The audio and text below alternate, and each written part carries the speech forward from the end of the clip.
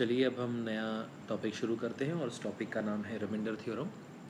Remainder theorem से काफ़ी question पूछे जाते हैं, काफ़ी इंपॉर्टेंट टॉपिक है। जितने भी कॉम्पिटिटिव एग्जामिनेशंस हैं उसमें सभी में ये पूछा जाता है और हम एक एक करके अपना लेवल इसमें इंक्रीज़ करेंगे। तो पहले इसका बेसिक हम समझ लें कि क्या है, कैसे इसको ऑपरेट करना है, किस तरह से हमारे थॉट प्रोसेस होना चाहिए, उस तरह को हम उसको डेवलप कर लें और उसके बाद फिर हम सारे क्वेश्चंस देखेंगे। ठीक है। अच्छा, एक चीज़ मैं आपसे अभी जो डिस्कस करना चाहता हूँ वो ये कि अच्छा मान लीजिए कि अगर आप 42 को 5 से डिवाइड करते, ठीक है, 42 को 5 से डिवाइड करते, तो 42 को 5 से डिवाइड करोगे तो कितना रिमाइंडर आएगा? तो 5 8 40 चला गया तो बचेगा कितना? 2 रिमाइंडर बचेगा। समझ में आया? समझ में आया? अच्छा, अगर आप इसी 42 को 7 से डिवाइड करते, 7 से डिवाइड करते तो 7 के टेबल में क्या आता है? 42 आता है? हाँ आता है। तो इस केस में रिमाइंडर कितना हो जाता? 0। 7 6 42 होता है, हो जाता। अगर इसी 42 को आप 4 से डिवाइड करते, किससे डिवाइड करते? 4 से डिवाइड करते, तो 42 4 से कटता क्या? नहीं कटता। क्यों नहीं कटता? क्योंकि 4 के टेबल में 42 नहीं आता। कितना आता है? 40 आता। तो कितना रिमाइंडर आता? 2 आता। ठीक है। अच्छा, इसी 42 को अगर हम 9 से करते, 9 से, तो 9 4 36 होता है ना, और 9 5 45 होता है। तो ये तो ज़्यादा हो जाता है। तो हम लोग की जो सोचने का जो प्रोसेस है वो क्या होता है? छोटा सोचते हैं हम लोग। तो 9 4 36, तो 36 चला जाएगा तो बचेगा कितना रिमाइंडर? 6 बचेगा। ठीक है। अगर मान लीजिए 47 होता और उसको आप 8 से डिवाइड करते, ठीक है, 8 से डिवाइड करते, तो 8 5 कितना होता है? 40। तो 8 5 40 होता है, तो 40 चला गया, तो 40 चला गया तो रिमाइंडर कितना बचेगा? 7 बचेगा। हाँ या ना? बचेगा। तो हमारा जो सोचना होता है वो हमेशा ये सोचना होता है कि हम जब किसी भी नंबर को डिवाइड करते हैं तो हम ये सोचते हैं कि वो नंबर सोचो जो या तो उसके बराबर हो या तो उससे कम हो। हमारी सोच यही होती है, क्योंकि हम हमेशा ऐसे डिवाइड करते हैं किसी भी नंबर को। कि 42 को 9 से डिवाइड किया तो कितना हो जाएगा? 9 4 36, तो कितना बचेगा? 6। तो रिमाइंडर कितना बच रहा है? 6 बच रहा है। हमारी ऐसी सोच होती है, हम ऐसे ही करते हैं। बट यहाँ पर हम जब रिमाइंडर थ्योरम अब जो पढ़ेंगे उसमें हम एक चीज़ ये भी सोचेंगे कि हमें कैलकुलेशन अपना कम करना है, कैलकुलेशन को स्पीड को हमको बढ़ाना है। तो कभी कभी क्या होता है कि आप नेगेटिव रिमाइंडर भी यूज़ करोगे। नेगेटिव रिमाइंडर क्या होता है? कभी कभी बच्चा पूछता है सर नेगेटिव रिमाइंडर क्या होता है? तो नेगेटिव रिमाइंडर होता है कि मान लीजिए आप 42 को 9 से डिवाइड कर रहे हैं, तो 9 के टेबल में क्या आता है जो 42 के आसपास हो? तो 42 के आसपास 9 के टेबल में एक तो आता है 36। 36 अगर इसमें से गया तो कितना बच जाएगा? 6 बच जाएगा, मतलब +6। तो ये क्या आएगा? रिमाइंडर। बट 9 के टेबल में 45 भी आता है। 9 5 45, और 45 42 से बड़ा है, मतलब 42 45 से छोटा है। कितना छोटा है? 3 छोटा है, मतलब -3 रिमाइंडर बचता। ठीक है, -3 रिमाइंडर बचता। अभी आप ये समझो कि किसी भी नंबर के पॉजिटिव रिमाइंडर और नेगेटिव रिमाइंडर की हम बात कर रहे हैं। अब ये नेगेटिव रिमाइंडर हम क्यों पढ़ रहे हैं? वो इसलिए पढ़ रहे हैं क्योंकि आगे जाकर कुछ न्यूमेरिकल्स आप करेंगे जिसमें आप नेगेटिव रिमाइंडर निकाल के सॉल्व करोगे और तब भी आपका आंसर सही आएगा। फाइनली आंसर आपको रिमाइंडर का जो देना है वो पॉजिटिव में देना है, बट अगर आप कैलकुलेशन करते वक्त नेगेटिव रिमाइंडर यूज़ कर रहे हो तो आपके आंसर में कोई फ़र्क नहीं पड़ेगा। और नेगेटिव रिमाइंडर को यूज़ करने से कभी कभी हमारा टाइम बचता है, कैलकुलेशन बच जाता है। समझ में आया? तो क्या करें, कैसे करें, इसको कैसे सीखें?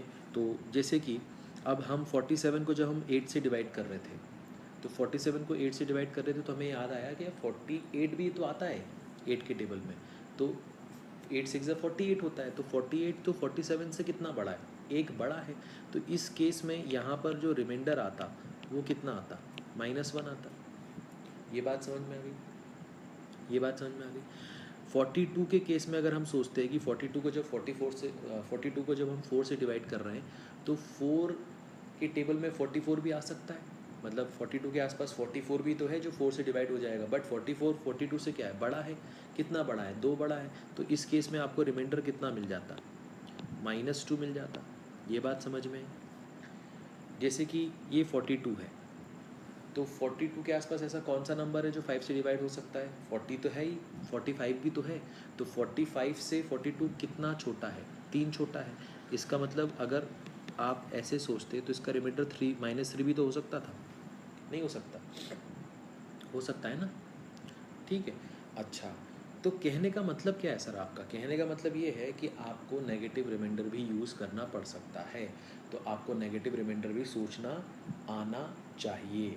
ठीक है, मतलब किसी भी नंबर को आप डिवाइड कर रहे हैं और अगर आप उस नंबर को डिवाइड कर रहे हैं और आपको उससे बड़ा नंबर दिमाग में आ रहा है कि यार इस नंबर के आसपास एक ऐसा नंबर है जो इस नंबर से डिवाइड हो सकता है, बट ये नंबर तो बड़ा है, तो कोई दिक्कत नहीं है। अगर बड़ा है तो आप उसके हिसाब से सोचो ना, रिमाइंडर निकाल लो, रिमाइंडर आपका नेगेटिव में आएगा, कोई दिक्कत नहीं, आप प्रोसीड करो, आंसर सही आएगा आपका। ठीक है। अच्छा, ये नेगेटिव रिमाइंडर कैसे आता है वो भी हम देख लें कि अगर आपको पॉजिटिव रिमाइंडर पता है किसी का तो आप नेगेटिव निकाल सकते हो, तो अगर नेगेटिव पता है तो पॉजिटिव भी निकाल सकते हो। कैसे निकाल सकते हो देख लो। अब आपने 42 को जब 5 से डिवाइड किया तो रिमाइंडर कितना आया, 2। अब 5 में से इस 2 को हटा दो तो कितना बचेगा, 3। तो नेगेटिव रिमाइंडर कितना होगा, 3 होगा। बात समझ में आई। ठीक है। अगर आप नेगेटिव रिमाइंडर सोच रहे हो तो आपने 42 को जब 5 से डिवाइड किया तो नेगेटिव रिमाइंडर कितना आया, 3 आया। अब नेगेटिव रिमाइंडर 3 आया ना, तो 3 को निकालो, -3 नहीं, 3 को सोचो। तो 5 में से 3 निकालोगे तो कितना आएगा, 2। मतलब पॉजिटिव रिमाइंडर कितना आएगा, 2 आएगा। बात समझ में आई। ठीक है, इसमें कोई दिक्कत। अगर 42 को हम 9 से डिवाइड कर रहे हैं तो 9 5 से 45 होता है, 9 5 से 45 होता है तो रिमाइंडर कितना आएगा, नेगेटिव आएगा, कितना, -3। तो अगर नेगेटिव रिमाइंडर -3 है तो पॉजिटिव कितना होगा, 9 में से 3 माइनस कर दो, कितना आएगा, 6। मतलब पॉजिटिव रिमाइंडर कितना आएगा, 6 आएगा। ठीक है। 8 7 जा कितना, 8 6 जा कितना होता है, 48 होता है। 8 6 जा 48 होता है, 47 से तो बड़ा था। तो कितना रिमाइंडर आ रहा है, -1। तो 8 में से 1 चला जाएगा तो बचेगा कितना, 7। तो पॉजिटिव रिमाइंडर आपने निकाल दिया। समझ में आया। तो अगर आपको पॉजिटिव रिमाइंडर आता है निकालने तो आप उसकी मदद से नेगेटिव भी निकाल सकते हो। कैसे निकाल सकते हो, 8 में से 7 माइनस कर दो, 1 आ जाएगा। 4 में से 2 माइनस कर दो, 2 आ जाएगा। 5 में से 2 माइनस कर दो, 3 आ जाएगा। ठीक है। 9 में से 6 माइनस कर दो, 3 आ जाएगा। समझ में आया। तो अगर आपके पास पॉजिटिव रिमाइंडर है और डिवीज़र है जिससे आप डिवाइड कर रहे थे तो उनका डिफरेंस से आपको नेगेटिव रिमाइंडर मिल जाएगा। अगर आपके पास नेगेटिव रिमाइंडर है और डिवीज़र है तो उनके डिफरेंस से आपको पॉजिटिव रिमाइंडर मिल जाएगा। हो सकता है न्यूमेरिकल को सॉल्व करने में आपको नेगेटिव रिमाइंडर की ज़रूरत पड़े तो उससे आपका कैलकुलेशन का टाइम बच जाए। ठीक है, आपकी स्पीड थोड़ी सी ज़्यादा हो जाए तो हम वो करेंगे जिसमें हमारी भलाई है। समझ में आया, कोई प्रॉब्लम इसमें किसी भी तरह की नहीं। अब इसमें एक और चीज़ सीख लीजिए। मान लीजिए कि आपके सामने लिखा हुआ है 17 × 19 डिवाइडेड बाय 5। ठीक है, 17 × 19 डिवाइडेड बाय 5। अब आपसे बोल रहा है कि अगर 17 और 19 को मल्टीप्लाई करें और जो मिले उसको अगर हम 5 से डिवाइड करें तो कितना रिमाइंडर आएगा। तो आप सोचो कि अगर आप 17 को डिवाइड करते 5 से तो 5 3 ज़ा 15 तो बचता कितना, 2 बचता। और अगर 19 को आप डिवाइड करोगे 5 से तो भी 5 3 ज़ा 15 चला जाएगा तो बचेगा कितना, 4। तो ये आ गया 4। अब 4 2 ज़ा कितना होता है, 8। अब आप सोचो क्या इसका रिमाइंडर 8 हो सकता है, नहीं हो सकता। क्यों, क्योंकि आप जिस नंबर से डिवाइड करते हो आपका रिमाइंडर हमेशा उससे तो कम ही आना चाहिए ना। मतलब अगर आप 5 से डिवाइड कर रहे हो इस नंबर को तो आपका जो रिमाइंडर है वो 0 से 5 के बीच में होना चाहिए। 0 भी हो सकता है बट 5 नहीं हो सकता, 5 से कम ही होगा। मतलब क्या क्या ऑप्शन आपके पास, 0 1 2 3 4 ये रिमाइंडर आ सकते हैं आपके। अगर किसी भी नंबर को अगर आप 5 से डिवाइड कर रहे हो, किसी भी नंबर को अगर आप 6 से डिवाइड कर रहे हो तो आपका रिमाइंडर क्या क्या आ सकता है, 0 से लेकर 6 तक आ सकता है, 0 भी आ सकता है मगर 6 नहीं आ सकता। तो क्या क्या आ सकता है, 0 1 2 3 4 5। ये बात समझ में आई। तो अब आप इस नंबर को जब 5 से डिवाइड कर रहे थे तो रिमाइंडर 5 से कम आना चाहिए, बट अभी तो आपका 8 आ रहा है। तो इसका मतलब ये है कि अब आप इसको फिर से डिवाइड करोगे 5 से, मतलब 8 को 5 से डिवाइड करोगे, अब कितना रिमाइंडर आएगा, 3 रिमाइंडर आएगा। ये चलेगा, हाँ चलेगा। तो ये हमारा क्या आ गया, आंसर आ गया। ये बात समझ में आई। तो हमें यहाँ पर ये समझना है कि कुछ बच्चे सोचते हैं सर इसको मल्टीप्लाई करेंगे फिर उसको डिवाइड करेंगे तो बहुत टाइम जाएगा। हाँ तो जाएगा ना, क्यों नहीं जाएगा? तो हम क्यों ऐसा करें जिसमें हमारा टाइम जाए? हमें तो टाइम बचाना है। समझ में आए? जैसे कि मान लीजिए आपके पास क्वेश्चन आ जाता कि कुछ भी आप सोच सकते हो, ऐसा कुछ नहीं है कि मतलब कोई कठिन क्वेश्चन ही होते हैं सारे, आप सोच सकते हो। अब जैसे ये आ जाता, तो अब आपने सोचा कि यार 14 को 8 से डिवाइड करें तो 8 टू ज़ा 16 होता है। हाँ होता है। तो 14 तो छोटा है, तो रिमाइंडर कितना आएगा? -2 आएगा ना। सोचो ना, ऐसे ऐसे कि नहीं सोच सकते। अच्छा 8 टू ज़ा 16 होता है, ये तो फिर भी 15 से भी बड़ा है, तो इस केस में रिमाइंडर कितना आएगा? -1 आएगा। अच्छा -2 इंटू -1 कितना आएगा? 2। तो 2 रिमाइंडर हो सकता है क्या? हाँ हो सकता है। 8 से डिवाइड करो तो 2 रिमाइंडर हो सकता है, क्यों नहीं हो सकता? बिल्कुल सही है। अच्छा मतलब अगर 37 होता, 43 होता, 37, इसको फिर से करूँ, 37 होता और 43 होता और 51 होता, और इसको अगर मैं 7 से डिवाइड कर रहा होता तो क्या रिमाइंडर आता? तो आप सोचो 37 है, 7 5 ज़ा 35, तो क्या बचेगा? 2 रिमाइंडर बचेगा। 7 6 ज़ा 42, तो 1 रिमाइंडर बचेगा। 7 7 ज़ा 49, तो 2 रिमाइंडर बचेगा। तो 2 2 ज़ा 4 इंटू 1 कितना आ गया? 4। तो किसी नंबर को 7 से डिवाइड करोगे तो 4 रिमाइंडर आ सकता है। हाँ आ सकता है। चलेगा? हाँ चलेगा, बिल्कुल चलेगा, इसमें कोई दिक्कत नहीं है। समझ में आया? मान लीजिए अगर आपके पास होता कि 17 है और यहाँ पर 23 है, इसको हम डिवाइड कर रहे हैं किससे? 12 से। तो अब आप सोचो कि 17 को जब आप 12 से डिवाइड करोगे तो 5 रिमाइंडर बचेगा। हाँ बचेगा। 23 को जब आप 12 से डिवाइड करोगे तो 12 के टेबल में 24 आता है क्या? हाँ आता है। 24 तो इससे बड़ा है, तो रिमाइंडर कितना आएगा? -1। हाँ तो आने दो। तो रिमाइंडर कितना हो जाएगा यहाँ पर? -5 हो जाएगा। बट सर रिमाइंडर -5 तो हो नहीं सकता। तो हाँ नहीं हो सकता।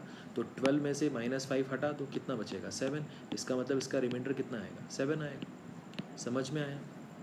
कोई दिक्कत, कोई परेशानी किसी भी तरह की? ईजी है, ईजी है, आसान है, ठीक है, आसान है ना? चलो, तो अब हम कुछ और भी सीखते हैं इसमें से, ठीक है। अब इसमें क्या सीखें, कैसे सीखें, वो देख लेते हैं। तो मान लीजिए आपके पास आ जाए 1661 प्लस 1551 प्लस 1441 प्लस 1331 प्लस 1221, इसको हम डिवाइड कर रहे हैं किससे? 20 से। अब आप सोचो 1661 में 1600 को अलग करो, क्या ये 20 से डिवाइड हो जाएगा? हाँ हो जाएगा। अब 60 को देखो, 60 डिवाइड हो जाएगा 20 से? हाँ डिवाइड हो जाएगा। मतलब 1660 डिवाइड हो जाएगा 20 से, तो बचेगा कितना? 1। बात समझ में? कोई दिक्कत नहीं। 1500 1551 के बारे में सोचो, तो 1500 क्या 20 से डिवाइड हो जाएगा? हाँ डिवाइड हो जाएगा। अब बचा कितना? 51। 51 में से 40 भी चला जाएगा? हाँ चला जाएगा। तो आपके पास बचेगा कितना? 11। तो यहाँ पर 11 लिख लो, ठीक है। 1441 में सोचो कि 1400 डिवाइड हो जाएगा 20 से? हाँ 40 डिवाइड हो जाएगा। हाँ तो ये क्या हो गया? 1440, बचेगा कितना? 1, ठीक है। अब आपके पास 1300 है, 1331 है, 1331 है, तो 1320 से डिवाइड हो जाएगा? हाँ डिवाइड हो जाएगा, बिल्कुल डिवाइड हो जाएगा। 1300 चला गया, बचा कितना? 31। 31 में से 20 भी चला जाएगा? हाँ चला जाएगा। तो यहाँ से आपको कितना बचेगा? 11 बचेगा। हाँ बचेगा, कोई दिक्कत नहीं। 1221 लिखा हुआ है, उसमें से 1200 डिवाइड हो जाएगा? हाँ डिवाइड हो जाएगा। 20 भी डिवाइड हो जाएगा? हाँ डिवाइड हो जाएगा। मतलब 1220 चला गया, तो बचा कितना? 1 बचा, ठीक है। तो आपके पास इतना बचा।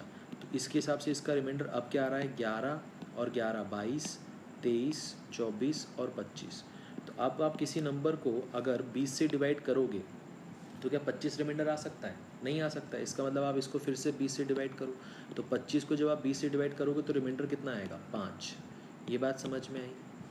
आसान है, इजी है, कोई दिक्कत तो नहीं?